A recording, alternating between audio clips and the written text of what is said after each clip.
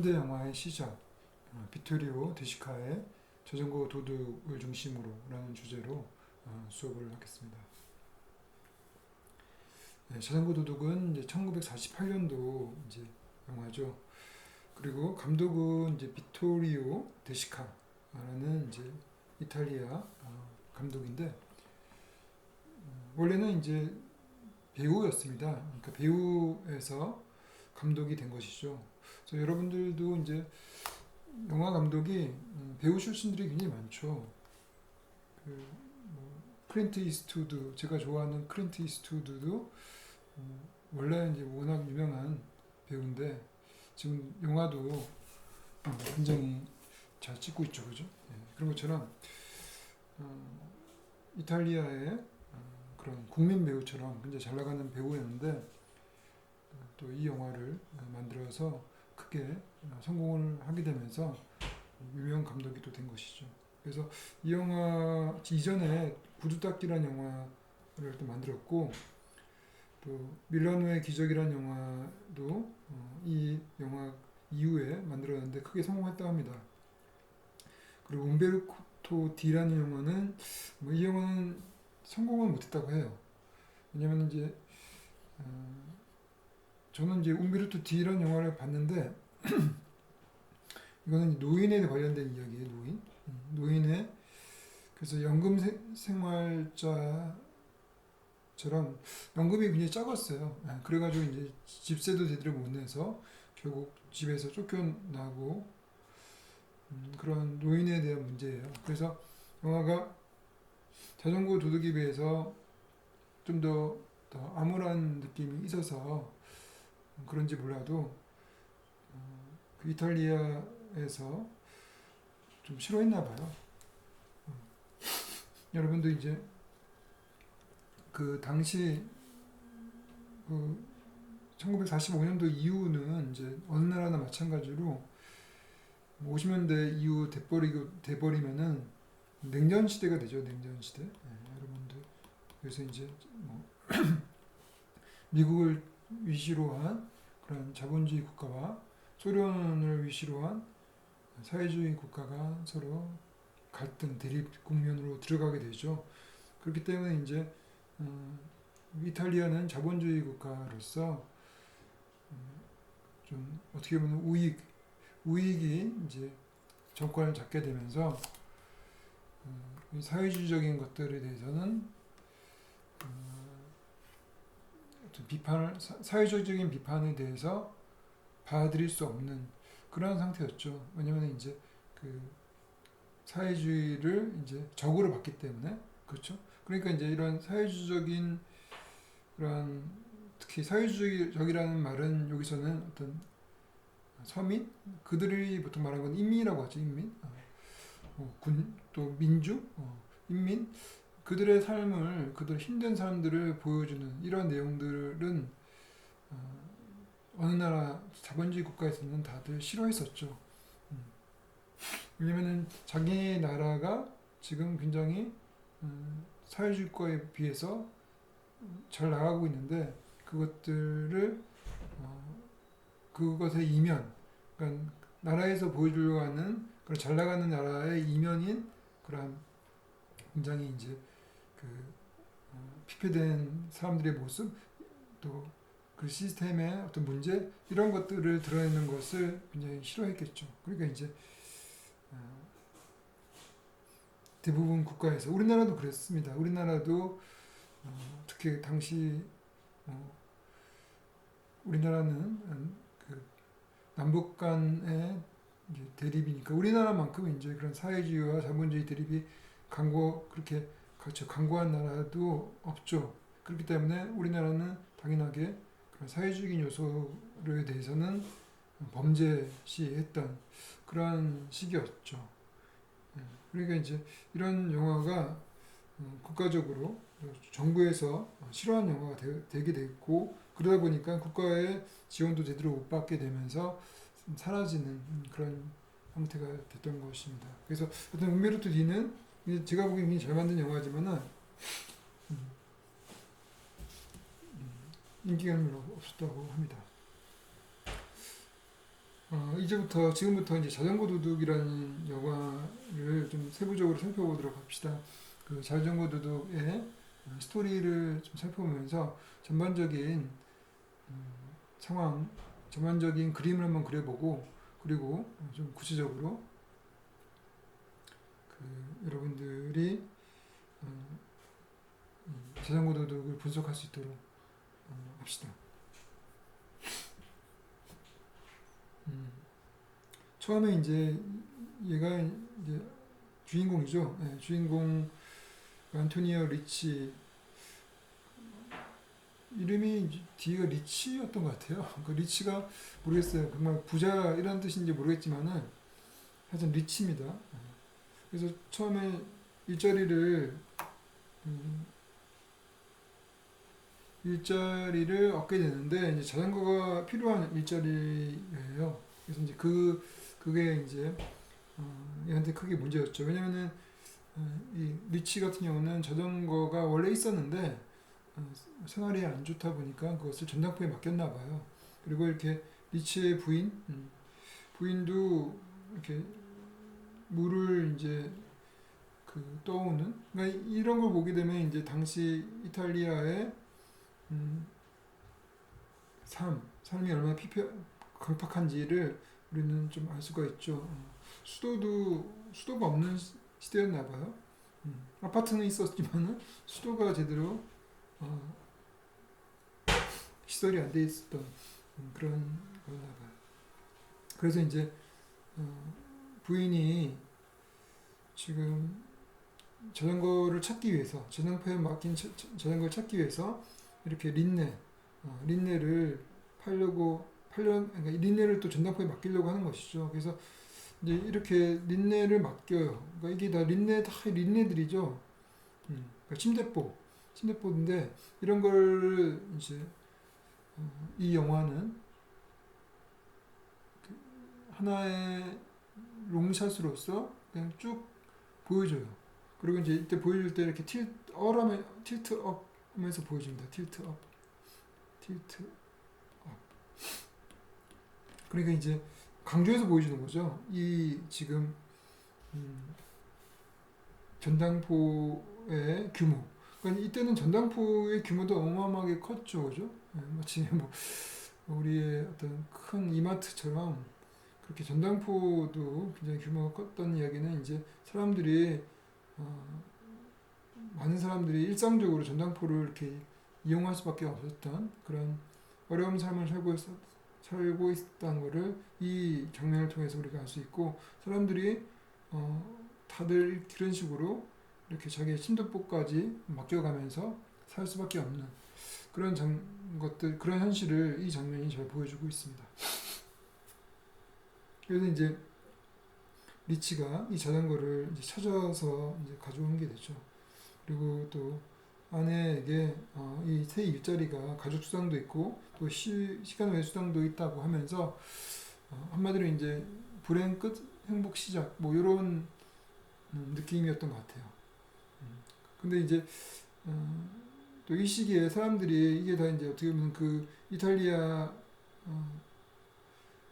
시민들이죠. 이탈리아 로마의 시민들이죠.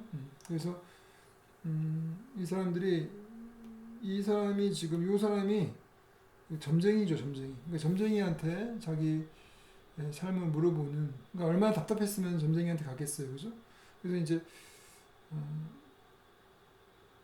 이 부인도 가끔은 이게 점쟁이한테 가가지고 우리가 앞으로 잘 살지에 대해서 물어보나 봐요.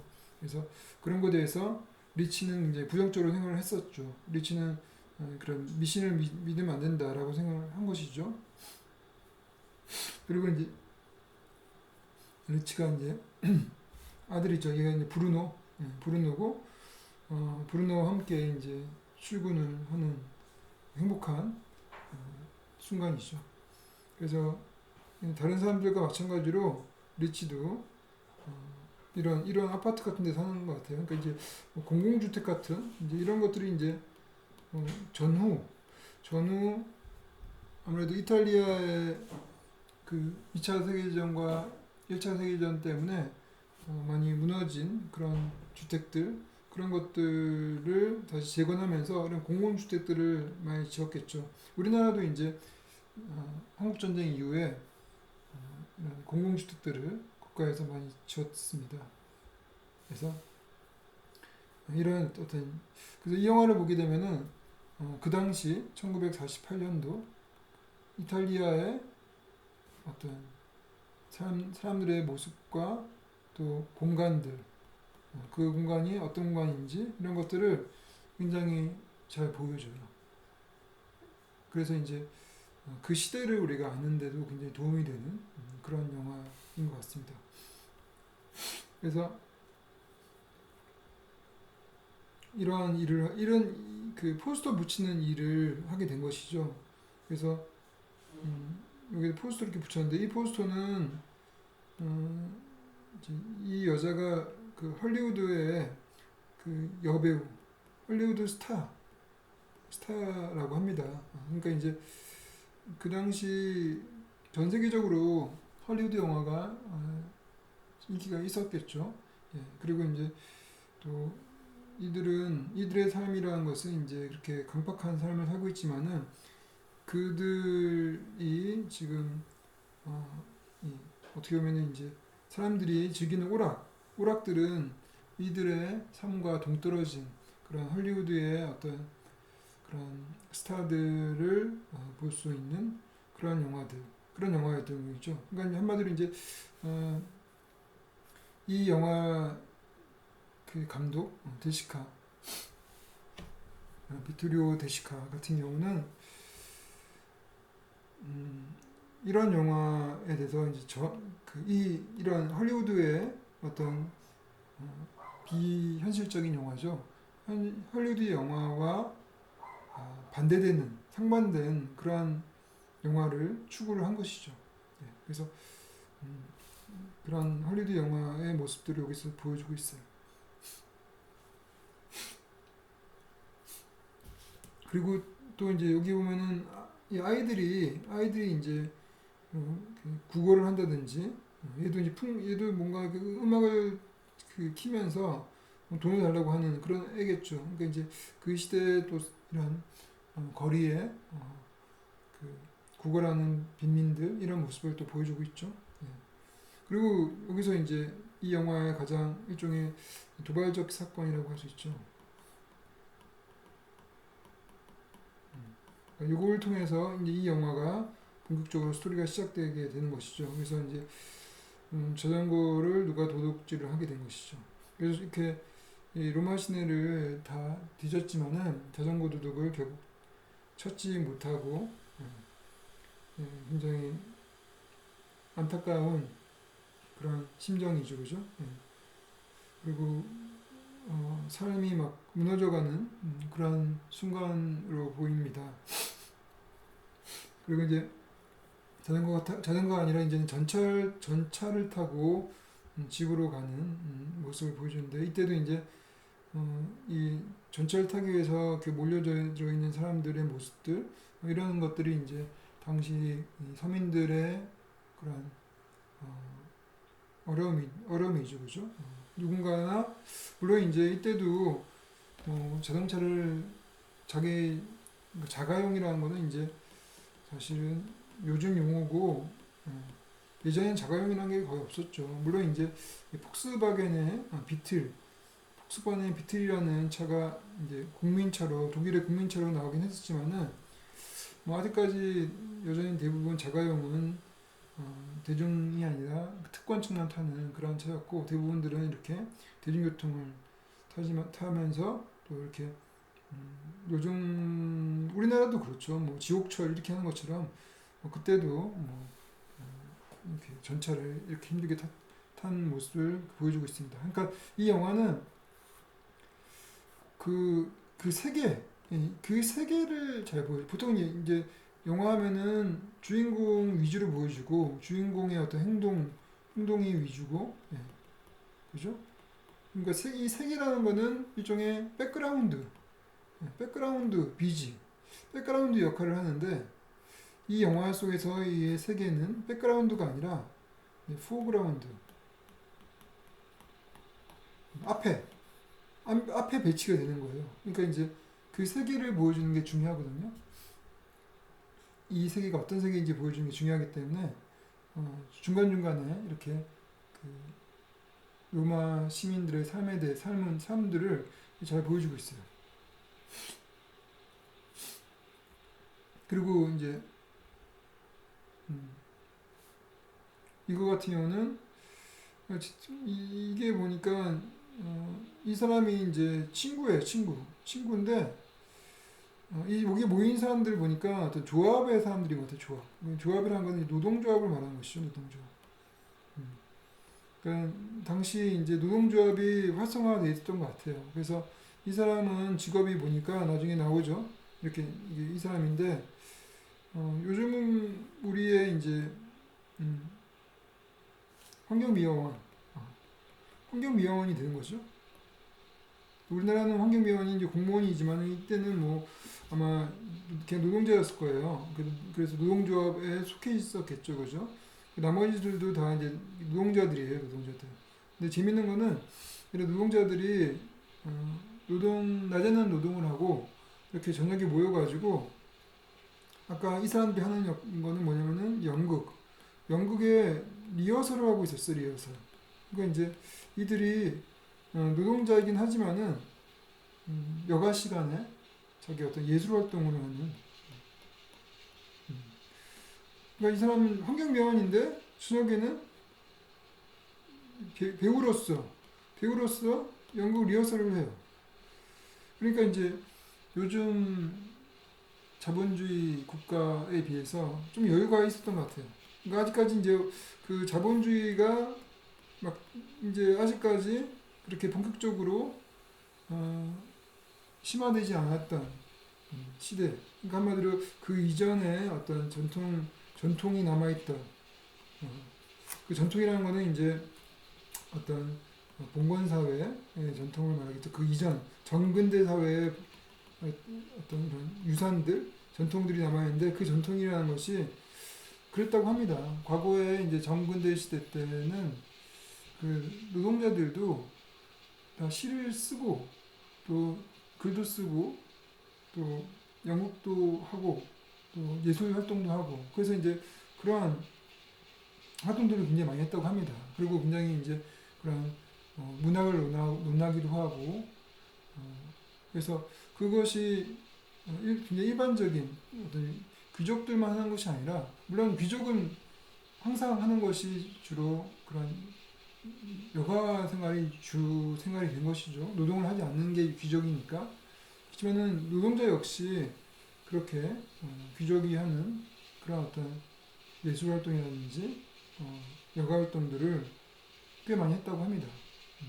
근데 이제 자본주의가 심화되면서 사회가 전체적으로 바빠지는 거죠. 속도 경제.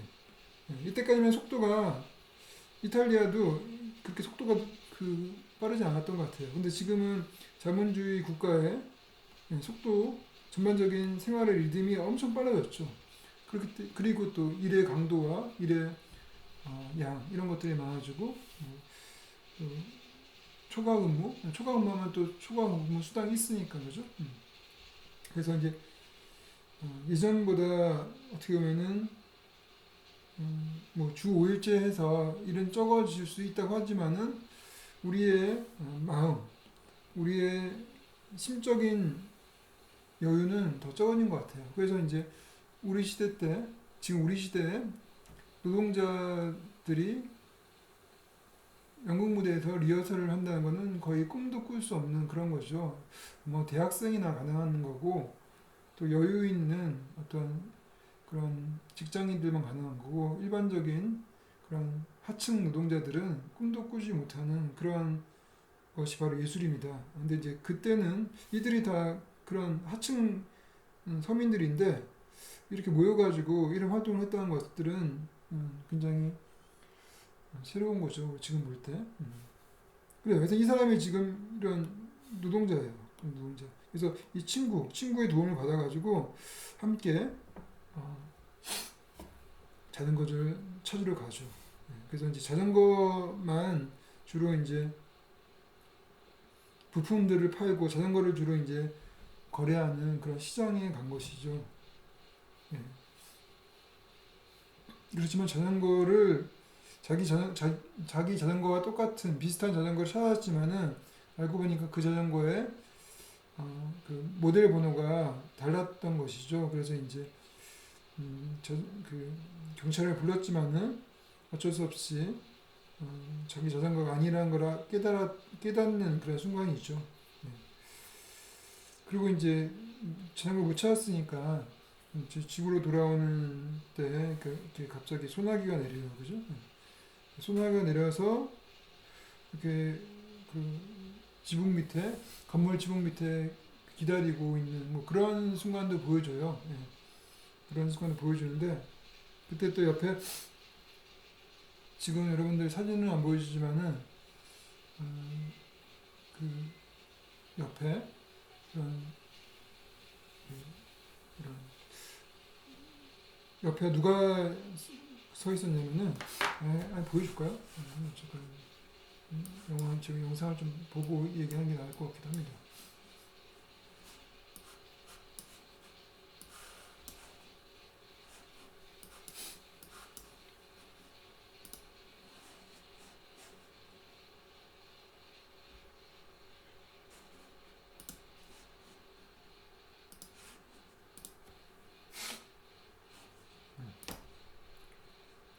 어느 부분이냐면요. 여기서는 여기 자전거 타고 비가 오는 이 부분을 좀 보도록 합시다.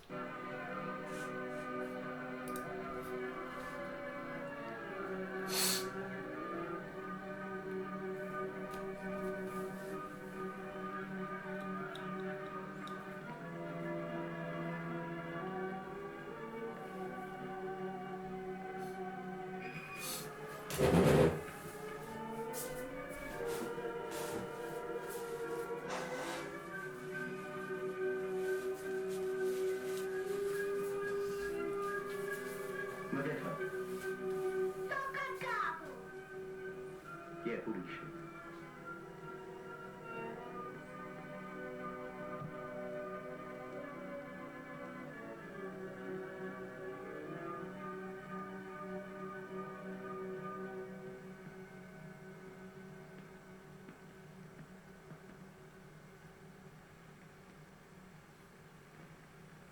Oh, ma una delle dame? No, no, io sbaglio il braccio.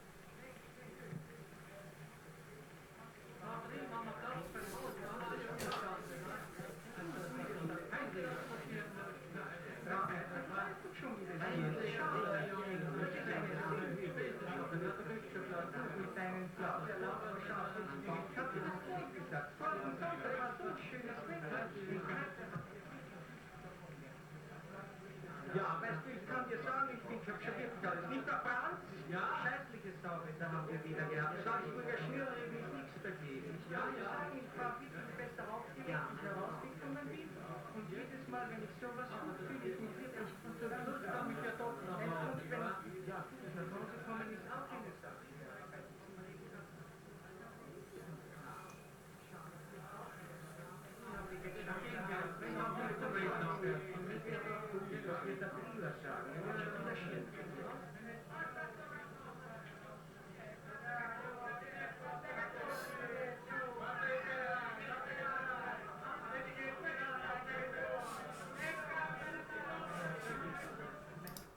예.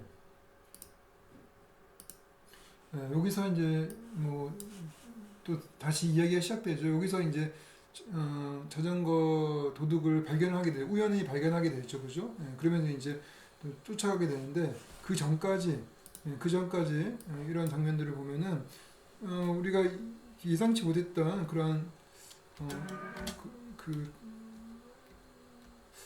우리가 이미 사실 이해하기 어려운 그런 장면들이기도 해요. 그러니까 이 사람들이 왜 와서 여기서 막 떠들잖아요, 그죠? 근데 이제 이게 지금 천주교의 교습생들이라고 합니다. 천주교의 교습생들인데 이 사람들이 오스트리아 그 교습생이라고 해요. 그러니까 이제 오스트리아니까 독일 쪽이죠. 그래서 말을 지금 독일어로 막 말을 하는 거예요. 이 사람들은 이탈리아 사람들이고 여기 로마인데 여기 와가지고 요 천주교 교수생들이 막 그 독일어로 막 얘기를 해요. 그래서 이제 그거 자체가 이 영화에서는 좀 부정적으로 좀 보여주는 것 같아요. 그러니까 이제 뭔가 무슨 종교가 실제 별로 그 이후에도 또 그 교회가 나오거든요. 천주교 교회가 나오는데 성당이 나오는데 그 성당에서도 사실 아무도 이들을 도와주지가 않아요. 그리고 또 지금 이들을 사실은 조용히 비를 피하고 쉬려고 하는데 여기 옆에 와서 그 방해하고 막 시끄럽게 구는 사람들이 천주교 교습생들이에요. 그리고 이들은 또 독일어로 얘기를 하고, 그러니까 이제 이들 이탈리아 이 서민들에게는 종교라는 것이 그 당시에 별로 자기의 삶에 커다란 어떤 도움이 되지 않는, 그리고 방해만 되는 그러한 걸로 좀 부정적으로 좀 그려지는 것 같아요. 그러니까 이제 어떤 종교가 그 사회에서의 어떤 기능 이런 거에 대해서 좀 비판적으로 바라보는 그런 장면. 그러니까 한마디 시끄럽기만 하다. 그리고 또 2차 세계전에 이제 전문 국가가 이제 독일이잖아요. 그러니까 독일이라는 그 독일어라는 것에 대한 어떤 반감 이런 것도 또 있는 것 같습니다. 예. 그래서 이런 거를 통해서도 또 어떤 그 시대상 그 시대에 있어서 종교의 역할, 기능 이런 것들을 또 조명을 했던 것 같습니다. 네, 다시 돌아와서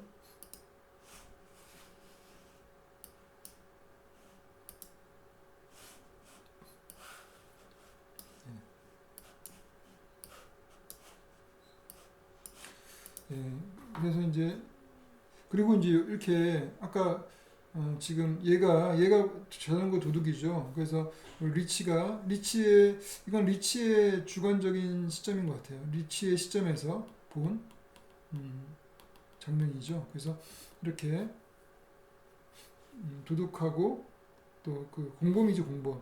뭔가 이 할아버지가 도와줬나 봐요, 그죠? 도와줬나 봐요. 그래서 서로 돈을 나누는 그런 장면을 목격을 해요.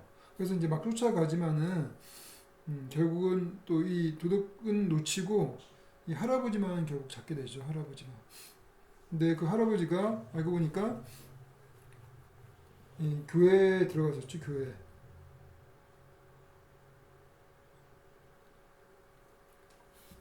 그 교회에 들어갔는데 그 교회에서도 지금 이 리치의 관심, 리치의 어려움 이런 것들을 아무도 관심 가져주지 않고 그냥 시끄럽다고 무조건 쫓아내려고만 했던 것이죠. 그리고 또 이제 또 여기 교회 성당에 있는 신자들은 대부분 그런 서민들이라고해도 그래서 그 로마에 있어서 중산층 이상의 또 나름 여유 있는 사람들이 또 모여 있는 것 같아요. 그러니까 한마디로 이 서민층 이 두 명이 어떻게 보면 서민층이죠. 서민층이 특히 이 할아버지는 교회에 온 이유가 그냥 밥을 먹으러 온 거예요. 밥 먹고 또 머리 자르러 왔는데 그 교회는 이들을 환대하지 않았던 것이죠. 그래서 이들이 결국은 쫓겨나요. 그리고 이 할아버지는 여기서 도망가죠. 그래서 결국 도망가서 놓치게 됩니다. 그래서 굉장히 지금 리치가 화가 나 있는 상태에서 아들이 이런 얘기를 해요. 스푼 먹게 하시지 그랬어요. 그러니까 이제 그 할아버지가 이 브루노 입장에서는 할아버지가 공범이긴 하지만은 그 할아버지가 밥을 먹으러 성당에 갔다는 걸 알고 있어요. 그래서 스피라도 좀 먹게 했으면 좋았을 텐데, 그러니까 할아버지에 대한 그런 연민 이런 것들을 가지고 있는 거죠. 근데 그거에 대해서 이제 아버지는 화가 난 것이죠. 아버지 입장에서는 그 할아버지는 그냥 자기의 삶을 망가뜨린 그냥 범인이고 나쁜 놈일 뿐인데 지금 아직 아이는 그 자전거라는 것이 뭐 얼만큼 그게 대단한 건지는 아직까지 잘 모르기 때문에 아이 눈에서는 그 할아버지도 불쌍해 보이는 거죠. 할아버지도 불쌍한 사람이다. 왜냐면 배고프니까 돈이 없으니까 성당에 와서 밥을 먹으려고 하는데 우리 때문에 밥을 못 먹었다 생각하니까 좀 미안한 거예요. 예, 그러니까 이제 아이는 제가 보면 이 브루노는 일종의 이제 이 영화 속에서 그야말로 인간의 희망, 인간 아무리 강팍하더라도 어떤 인간 삶에 있어서 어떤 희망을 제시하는 그러한 존재로 나오는 것 같아요. 예. 왜냐하면 이제 마지막에 아버지가 도둑이 됐잖아, 도둑. 예. 도둑이 됐지만은 그런 아버지까지 인정하고 감싸 안고 또 이해하는, 이해하고 또 사랑을 주는, 손을 잡죠. 또 아버지를 손을 잡죠. 아버지를 하나의 안타까운 인간으로 자기처럼 이렇게 어떤 그 돌봐야 되는 그런 같은 인간으로서 이해를 한 것이죠. 예, 그러면서 이제 일종의 그런 인간관계의 어떤 연대, 사람과 사람 관계의 그런 어떤 그 서로 의지할 수 있는 그런 환경 이런 것들이 만들어지기 때문에 그런 것들이 일종의 희망인 것이고 그런 걸 통해서 문제가 극복할 수 있는 또 그게 굉장히 일종의 이제 그 어떤 제도나 이 제도도 중요하지만은 그 제도의 기반은 바로 이런 이해와 사랑, 배려 이런 것이 그 인간 사회의 기본이 되어야 되는 거지, 기본. 이 기본이 안 돼, 이런 기본이 없이 만들어진 제도는 인간을 소외시키는 나쁜 게 되는 것이죠. 지금 이태리에 있어서 그런 그 시스템이 결국은 종교도 제 역할을 못하고 국가도 정부도 제 역할을 못하고 그래서 서민들은 자전거들을 서로 훔치면서 살아야 되는 근데 그런 거에 대해서 아무런 연민을 가지지 않은 그런 시스템이죠. 그런 시스템에는 이러한 기본이 안 돼 있다는 것이죠. 이런 기본적인 사랑, 인간에 대한 이해, 배려, 이런 것들. 그리고 그러니까 이런 거죠. 스프는 먹게 하시지. 이런 마음, 이런 마음이 이제 이런 브루노가 가지고 있는 이런 마음 자체가 일종의 이 감독은 어떤 희망으로 본 것 같아요. 그래서 이 브루노가 굉장히 이 영화에서는 중요한 역할을 저는 한다고 생각을 합니다.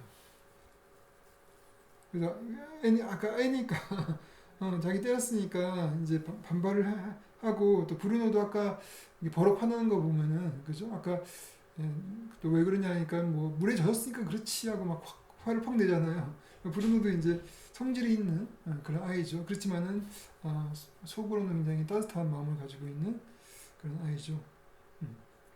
그래서 아이를 때렸으니까 이 리치가 미안하잖아요. 아이를 때렸으니까. 그래서 이제 그리고 또 아이가 없어진 줄 알았죠. 없어져서 혹시 강에 빠진 줄 알고 굉장히 시겁을 한번 하죠. 그죠? 예. 근데 다행스럽게 다른 아이였고, 브루노는 아니었던 것이죠. 그래서, 그래도 다행이다. 지금 물론 자전거도 잊어먹긴 했지만은, 사실 자전거보다 더 소중한 게 리치잖아요.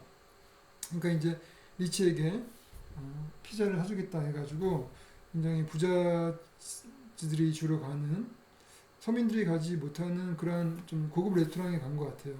예, 거기서 그들은 이제 피자도 먹을 뿐만 아니라 이런 케이크까지 먹죠. 예, 그래서 이제 그걸 같이 먹으면서 옆에서 먹으면서도 저렇게 케이크까지 먹으려면 저렇게 먹으려면은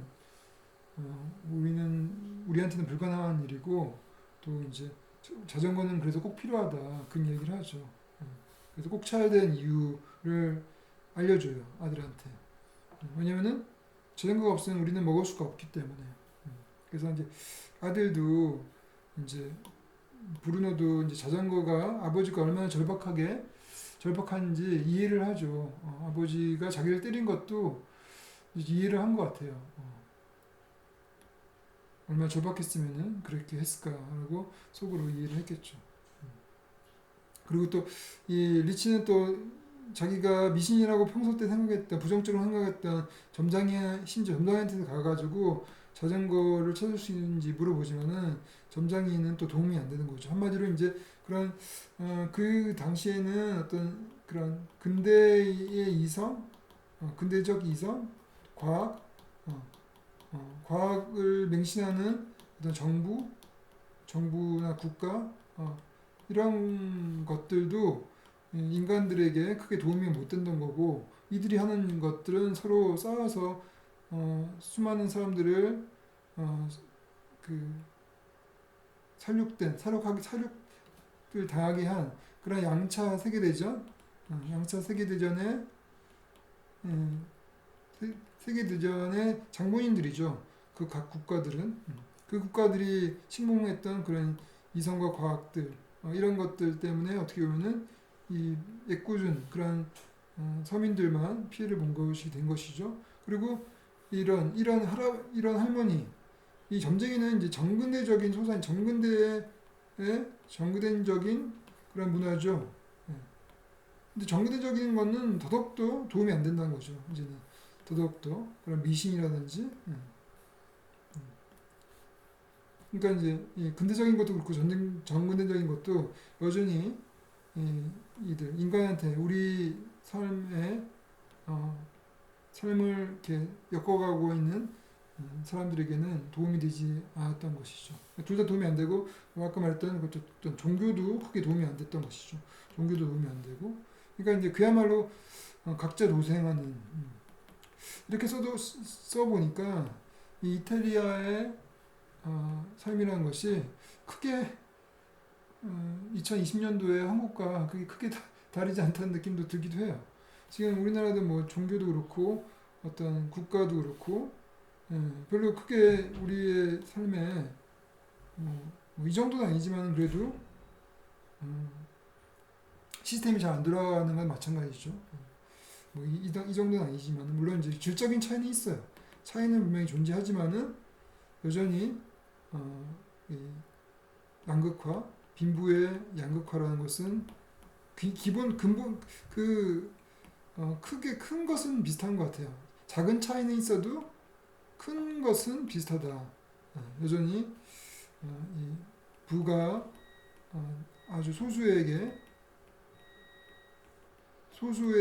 부가 이제 쏠리는 거죠. 쏠리고. 그러니까 이제 뭐 99% 1% 대 99%의 싸움으로 우리가 이 얘기하는 것처럼 대부분의 어떤 부가 소수의 치우치면서 대다수의 사람들이 강박한 삶을 살 수밖에 없는 그런 시대라는 것은 크게 다르지 않다고 볼 수 있어요. 그리고 또 이제 나와서 이들이 이렇게 나와가지고 이 점쟁이 집에 나와가지고 있는데 또 우연찮게 얘를 또 발견한 거죠. 자전거 도둑을 발견한 것이죠. 그래서 자전거 도둑을 쫓아가는데 이 자전거 도둑이 도망간 데는 알고 보니까 여기예요. 여기가 어디냐면은 이제 그런 요즘으로 말하면 성매매업소고 사창가죠. 사창가에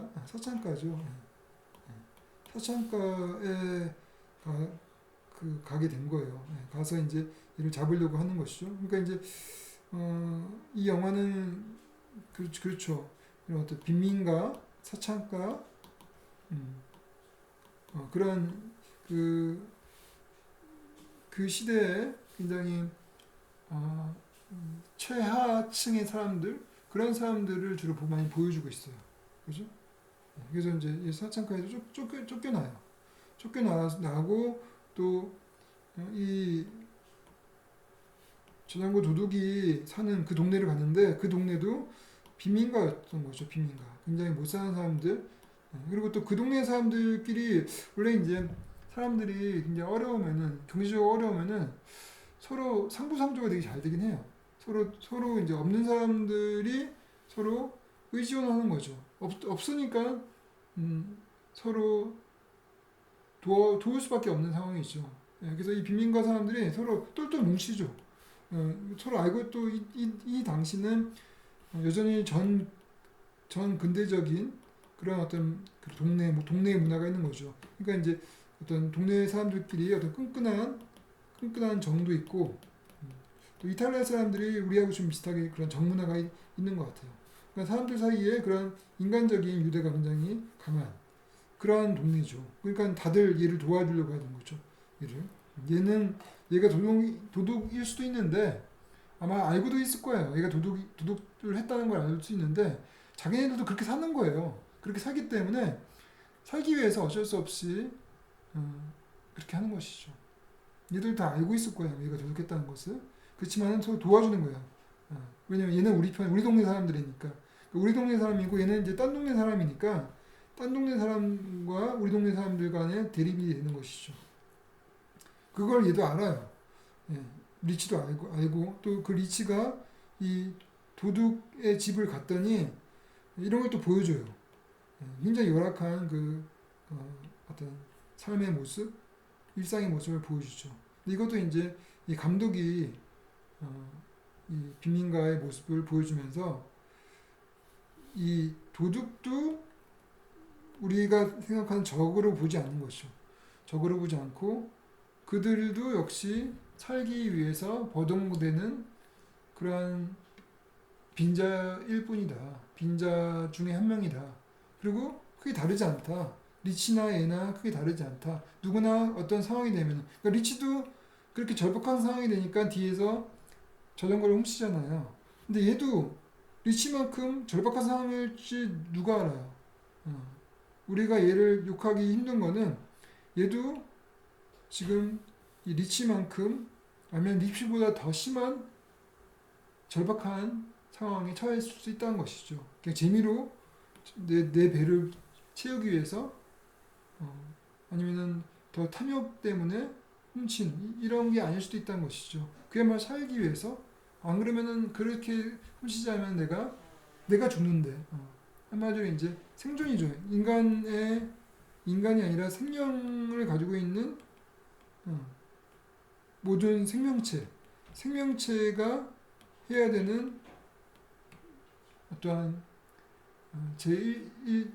가장 중요한 행동이 바로 생존이죠. 생존. 자기 생명을 유지하는 것. 생명을 유지하기 위해서 하는 행동. 이런 행동들에 대해서는 우리가 탐욕으로 보지는 않죠. 그죠? 그래서 이 리치도 그러한 모습을 알기 때문에 얘가 어떻게 살았는지 지금 보고 온 거잖아요. 이 경찰하고 함께 가가지고. 그러니까 결국 그리고 또 이제 증거도 없고 또 나머지 다른 사람들이 다 알리바이를 대고 있기 때문에 뭐 게임이 안 되는 거죠. 어쩔 수 없는 상황이기 때문에 포기를 할 수밖에 없죠. 예. 그러니까 이들이 다들 자기 동네 사람들끼리 똘똘 뭉친 거죠, 그죠? 예. 그리고 이렇게 그래서 옵니다. 요즘에는 이런 풍경이 없겠죠. 요즘에 동네 사람들끼리 이렇게 모이지도 않고 요즘에는 그야말로 각자 도생이죠. 각자 도생. 근데 이 시대만 해도 우리도 뭐 이제 50년대, 60년대 때는 그렇게 어떤 사람들 간의 그런 연대 이런 것들이 있었던 것이죠. 있었겠죠. 물론 지금도 농촌에서는 그런 게 있을 수도 있는데 지금의 도시는 이런 문화가 없어졌죠.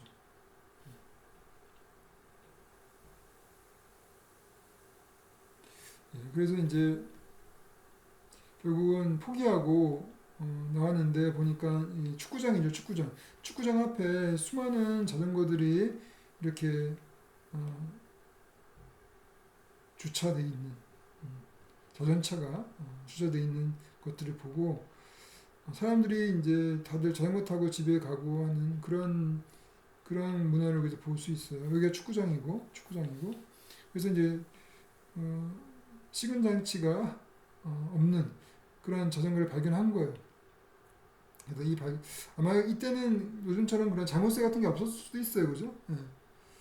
그래서 이 자전거를 훔쳐서 가다가 결국은 이 시민들에게 잡혀가지고 경찰서 갈 뻔했는데 이 주인 역시 어, 이 리치의 아들을 보니까 또 리치의 모습을 보니까 이들이 굉장히 생존을 위해서 어쩔 수 없이 자기 자전거를 훔쳤다는 걸 알게 된 것이죠. 그러니까 이제 풀어주라고 하게 된 것이죠. 예. 근데 이 사람들도 이제 결국은 그런 어떤 배려. 브루노와 비슷한 거죠. 브루노처럼 이 사람도 그런 어떤 그 인간 사회에 있어서 우리가 말하는 보통 사랑이라든지 배려라든지 이해라든지 이러한 기본 사회의 건강한 사회를 만들 수 있는 그 근간에 어떤 그 정신을 가지고 있다고 볼 수가 있겠죠, 그렇죠? 힘든 사람들은 도와주는 그런 거죠, 그렇죠? 물론 이게 이제 일종의 뭐 그건 아니죠. 이게 이제 뭐 일종의 그 가난한 사람들에 대한 뭐 배려라든지 이해 이게 아니라 뭐 동정 이런 건 아니겠죠. 이 동정이라는 거는 기본적으로 이제 상하관계가 있죠. 윗사람이 밑에 사람들에 대한 상하가 있죠. 윗사람이 밑에 사람에 대한 동정 이런 거죠. 이거는 이제 그렇지만 우리가 말하는 사랑과 배려 이거는 동정하고 다르죠. 다르게 이거는 동등한 관계 같은 인간이다 라는 그런 관계 속에서 이어지기 때문에 이게 근간이 돼야 되겠죠. 이게 근간이 돼야지 동정이 근간이 되면은 결국은 동정받는 사람들은 비참하게 되는 것이죠. 내가 도움을 받았지만은 내가 이 사람들보다 못하고 이 사람들에 의해서 내가 어쩔 수 없이 도움받는 그런 그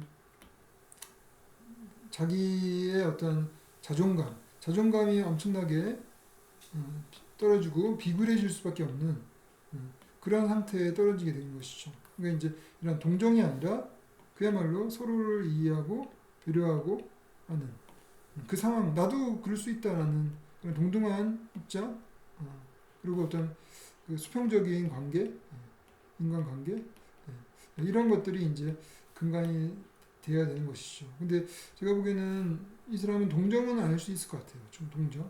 이 사람이 동정이 아니라 그냥 이해한 것이죠.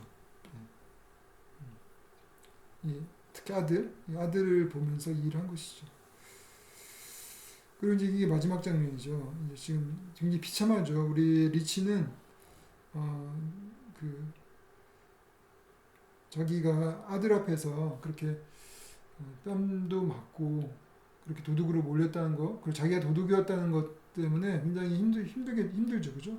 그렇지만은 이 아이는 이 아버지 손을 이렇게 꽉 잡아주죠, 그죠?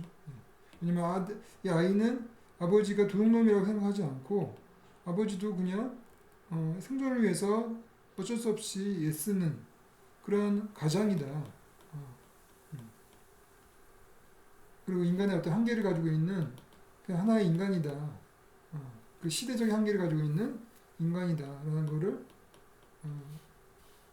인정하는 상황이죠, 그죠? 근데 이것이 이제 일종의 그런 어떤 사랑의 출발이라고 볼 수 있는 것이죠.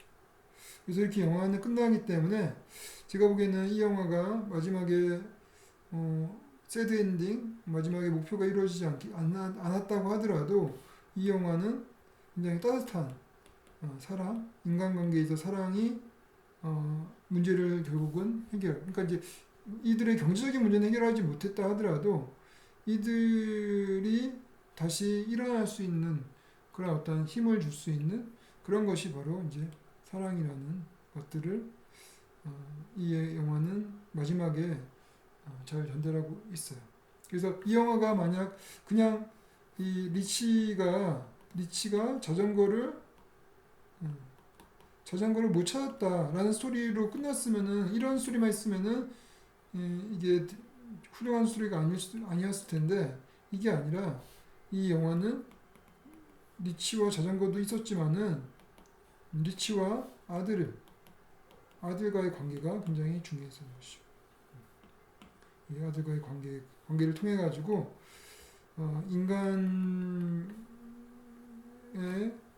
인간의 어떤 관계 이런 것들을 얘기를 해주는 것이죠.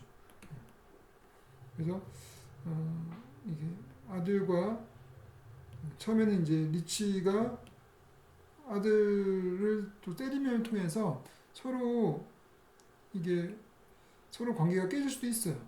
깨질 수도 있지만은 리치는 그걸 곧바로 자기가 아들을 때렸다는 것에 대한 미안함, 그리고 또 아들이 또 얼마나 소중한지에 대한 깨달음 이런 걸 통해서 그 아들에게 아들의 욕구, 아들이 원하는 것들, 아들이 원하는 거는 자기에 대해서 따뜻하게 대하는 것, 그죠? 꼭 그 부자의 아버지처럼 케이크를 하지 않는다 하더라도 자기의 심정을 잘 알아주고 자기를 따뜻하게 대해주고 사랑을 주는 것 이런 걸 원하겠죠, 그죠? 근데 리치가 그거를 해주죠.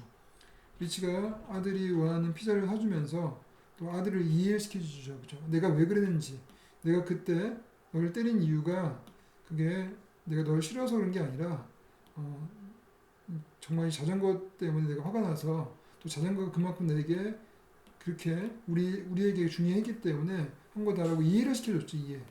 그리고 그거에서 아들도 이해를 한 것이고 이런 식으로 사람과 사람 관계에 그런 주고받는